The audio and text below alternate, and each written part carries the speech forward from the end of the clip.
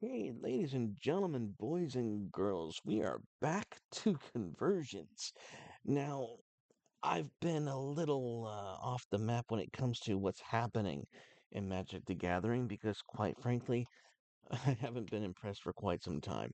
But in occasion, I do need to dip my toes in. So I just took a simple glance at one of the more recent sets called Duskmourn, which is a return to basically the horror setting of vampires, zombies, werewolves, that whole thing. It's where the vampire Soren comes from. If you know, you know. So this Duskmourn set is not bad, not bad. I actually it's pretty good. Especially what we're going to be talking about is Razorkin Needlehead. And, well, when I do these conversions, I put my little twist on them and harken it back to the good old olden days kind of jig. So let's dive into it. We're gonna we're gonna dive into some of the new mechanics in the game that we've introduced. The rune casting will be part of this conversion, so strap in. It's going to be a lot more fun. We're going to turn this into an NPC, or a creature card into an NPC, something that you're a little more familiar with. Now, the Needlehead conversion. This is clearly a destruction card, as it's in the red coloring. Razorkin has now the card itself is a rare 2 mountain mana cost, and whenever it's on your turn, this creature has first strike. And whenever an opponent draws a card, Razorkin Needlehead deals 1 damage to them. Now, first thing you'll say is this is a chaotic card. This is a card where uh, there's not necessarily a good rhyme or reason to it, so we're gonna put it in chaotic. It has first strike, meaning some combat capabilities, and it deals needling damage to the opponent every time that the opponent draws a card. It deals that 1 damage. This is going to be obviously a card that inflicts bleed. This is going to be a card that uh, is, shall we say, a little spiky in combat. And this is a card that's going to, uh, shall we say, I love the flavor of this.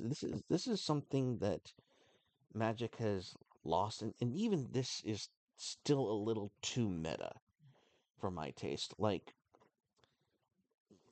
needling every time an opponent draws a card is.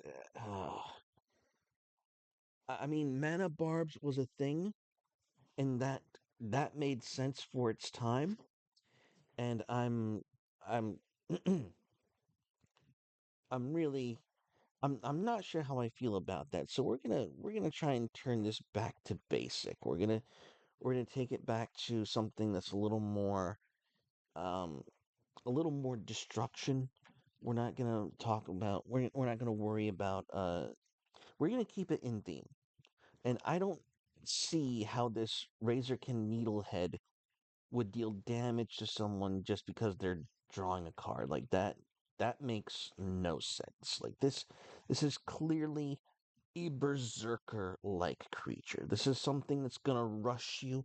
This is something that is going to be just manic, as it were, something that's kind of frenzied in battle. Uh, hint, hint. But anyways, um, but far more importantly, this creature reminds me of something that I've read about in the Drizzt Do'Urden books by R.A. Salvatore, and it's actually a dwarf. So we're gonna race swap this this creature, and we're gonna turn him into a dwarf. Now, the dwarf is named Thimble Dwarf Pwent, and he was now. I'm not gonna go into the whole history behind this creature, but we're gonna follow the the law of common when it comes to the translation here. This is a rare card, so it's going to go through a multiplier. And when it comes out to the multiplier, it ends up being a shade cost of 6 in total. So from mana cost to shade cost, it goes from a 2 to a 6 because it is a rare. Its power, however, stays the same. So whenever he rolls for damage, he's going to add that power to his damage rolls. His toughness, because he's a rare, goes from a 2 to a 7. It's going to take a bit to damage him, which makes sense because Thimbledorf Puent was a dwarf that literally didn't swing an axe. He had an entire armor full of barbs and uh, points and razor blades, and he would literally shake and grind his opponent. Like he would literally just throw himself on somebody and vibrate them to death. That was his battle tactic. If you knew anything about this character, again, I'm not gonna go full lore onto this. If you want to look up Thimbledorf Puente, do so on your own time. But we're giving him a magic ability where whenever Thimbledorf attacks, he does so with Twin Strike. The first hit's damage is dealt in bleed runes, while the follow-up attack deals damage normally plus the damage incurred from the bleed runes. So, uh, as you might have already surmised, Twin Strike is the Shades of Dominion's version of Double Strike, which means he's gonna hit twice.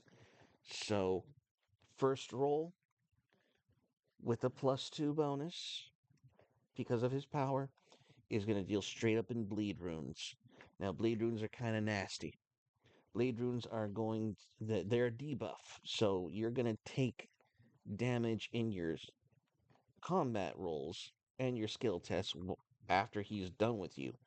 But the second hit's really going to coup de grace. The second hit's going to do another d6 damage, and it's going to compound the damage with the bleed runes it had done before. You following me? And by the way, the bleed runes stay on the target, so this is a pretty nasty son of a bitch. He's going to have 4 wounds. You're going to have to go through 7 toughness 4 times to kill this guy. He has 2 protection points.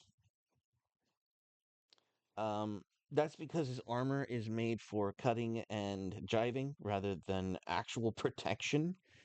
The illustration I just love because it looks accurate, but if you actually go back to the books, his armor was really not made for defense. It was made for, aggressive ground and pound dwarf style.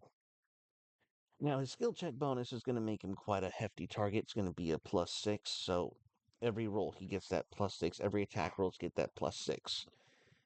When he's rolling defense, he's going to be rolling skill check bonus plus protection points, meaning he's going to get +8 every time you try to attack him. So, yeah, pretty rough dude. Pretty hard time hitting this guy. If your best chance is magic and having spells powerful enough to knock him down. Oh, so that's the translation. That's that's what we've got going from Razorkin Needlehead to Thimbledorf Puent. And again, again, go ahead on your own time and look up the lore on Puent because he's pretty beefy.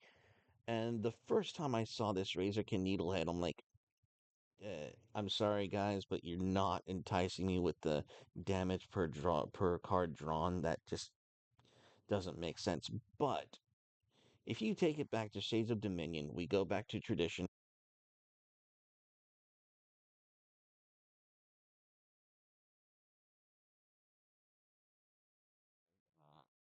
We go back to the tradition of, Forgotten Realms and just the ancient lore that we're all accustomed to. Thimbledorf Puent was a perfect fit, and I needed to bring him to life, because why wouldn't you? So, ladies and gentlemen, boys and girls, I present to you the conversion of Razorkin Needlehead into the legendary dwarf berserker Pwent. And that is all. Thank you very much for watching. Have a nice day. Go throw some shade. Bye-bye.